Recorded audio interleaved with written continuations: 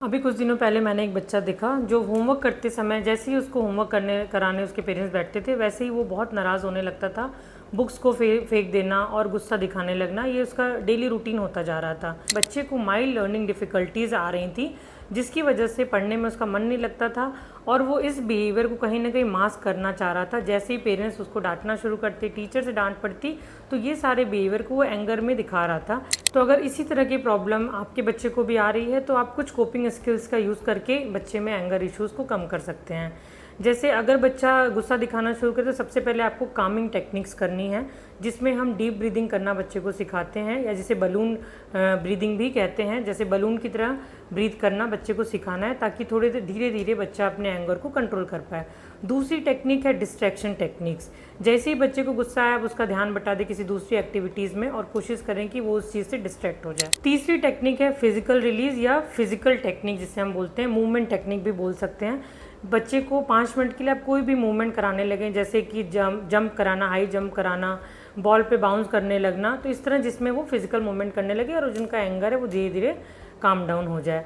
Cognitive skill या जिसे हम थिंकिंग स्किल भी कहते हैं, इसमें बच्चे को जो थिंकिंग टेक्निक्स है उसको चेंज करना। जैसे कि बच्चे को गुस्सा आए तो आप उसे कैसे काम डाउन होना सिखाएंगे, या फिर इसको बोलना सिखाएं कि I will try my best, I can try this, I can use this. इस तरह की जो थिंकिंग पैटर्न है इससे बच्चा धीरे धीरे काम डाउन होना सीखेगा। इसके अलावा सेंसरी इनपुट देना, सेंसरी टेक्निक, बहुत ज़्यादा एंगर होने पे स्ट्रेस बॉल देना, अपने गुस्से को कंट्रोल करना, रिलीज़ करना सिखाना। Next one is social skill. बच्चे को ये बताना सिखाएं, बोलना सिखाएं कि जब उनको किसी बात पे फ्रस्ट्रेशन, गुस्सा, एंगर आ रहा हो तो वो अपनी मदर से इसको बताएं, पेरेंट्स से बताएं उसमें गुस्से में उनको कैसे करना है या कौन से स्टेटमेंट को यूज़ कर सकते हैं अपने गुस्से को दिखाने के लिए।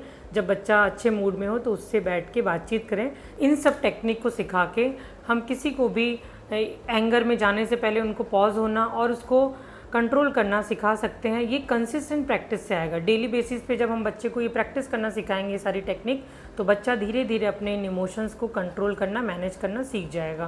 गुस्से में हर बार बच्चा ये आपको बताता है कि I need help, please understand me.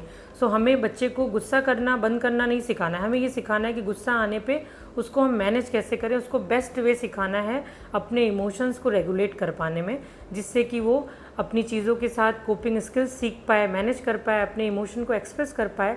सो किसी भी तरह का इमोशन हो उसको एक ऑप्टिमम लेवल पे रेगुलेट होना बहुत ज़रूरी है। इस तरह का कोई भी इशू अगर बच्चे में आपको दिखाई देता है तो आप उसको ज़रूर समझें, और अगर आप इसके बारे में कुछ पूछना चाहते हैं तो मुझे कमेंट करके पूछ सकते हैं। Thank you.